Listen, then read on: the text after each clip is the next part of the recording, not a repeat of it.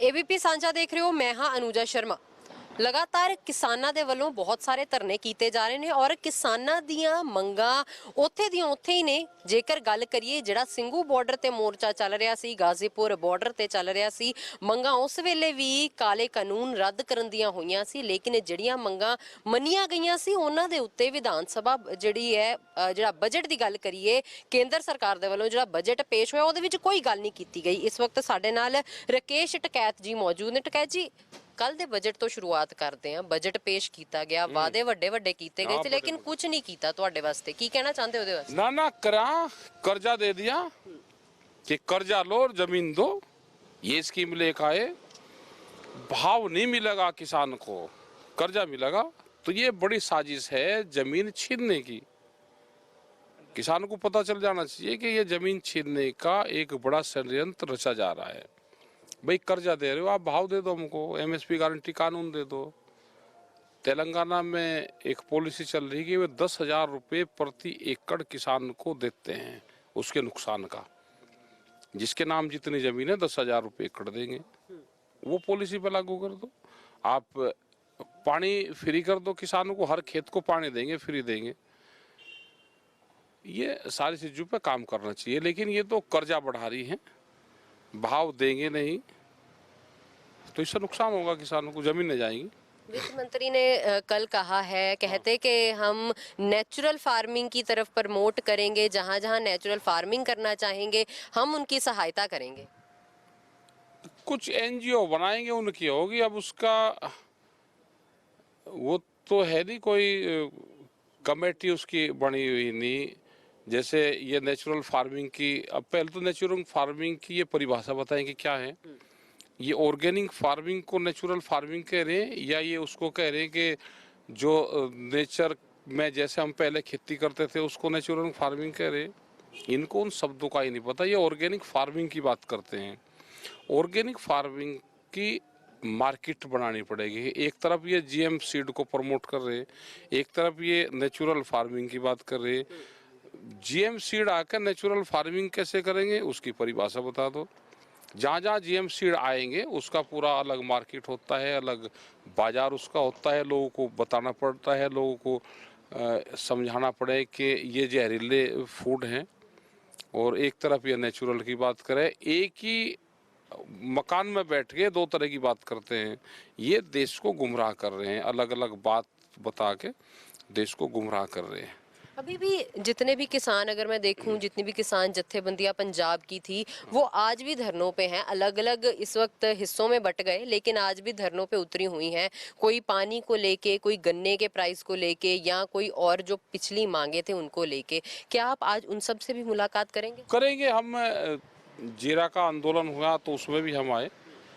जो पानी का इशू था, वाटर लेवल में नीचे जो जहरीला पानी उन्होंने घोला केमिकल, उसमें भी आए, यहाँ पे भी आए। तो हम आते रहेंगे। आज कई जगह जा सकते हैं तो वहाँ पे जाएंगे। और जत्थेबंदी अलग अलग हो सकती है, उनका विचार एक है, उनके इशू सब के एक हैं, मुद्दे सब के एक हैं। और देश का किसान, मजदूर, आदिवासी, देश का नौजवान, ये सब तंग है।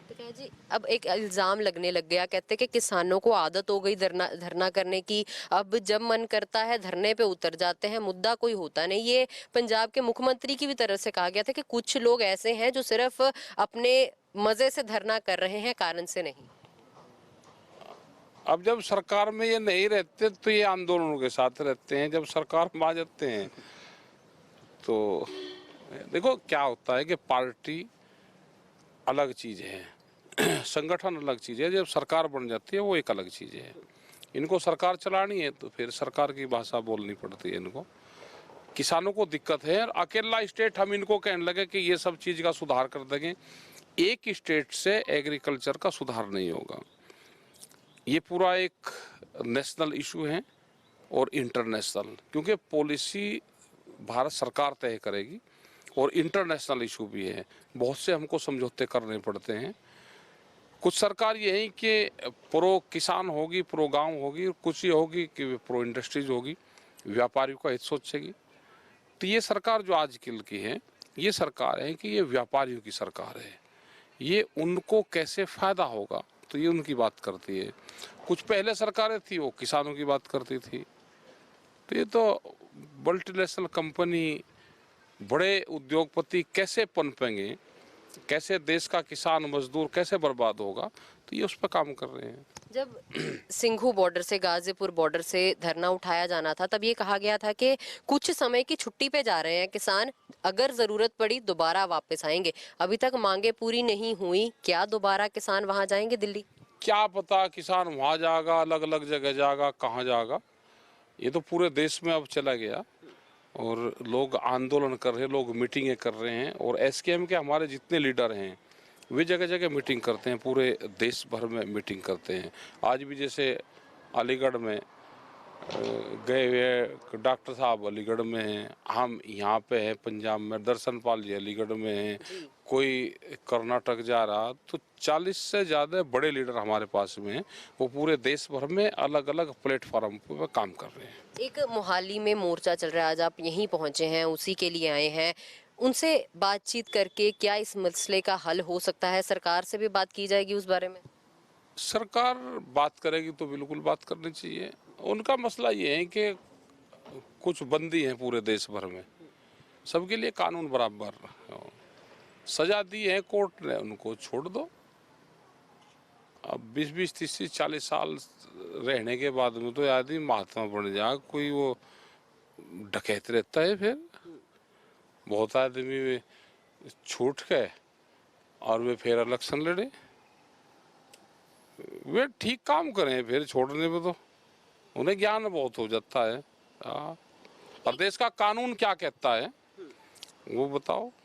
बिल्कुल। ਤੇ ਹਾਲੇ ਤੱਕ ਜਿਹੜੇ ਕੇਸ ਕਿਸਾਨਾਂ ਤੇ ਹੋਏ ਸੀ ਉਹਨਾਂ ਨੂੰ ਵੀ ਰੱਦ ਨਹੀਂ ਕੀਤਾ ਗਿਆ, ਉਹ ਵੀ ਹਾਲੇ ਵਾਪਸ ਨਹੀਂ ਲਏ गए, ਉਹਨਾਂ ਦੇ ਵਾਸਤੇ ਵੀ ਕਰਨ ਦੀ ये सबको जेल भेजेंगे, इन किसानों पे भी जिन पे भी छोटे मोटे मुकदमे हुए हैं सबको जेल भेज के देश से आंदोलन और आंदोलनकारी खत्म हो, ये सरकारों की पॉलिसी है।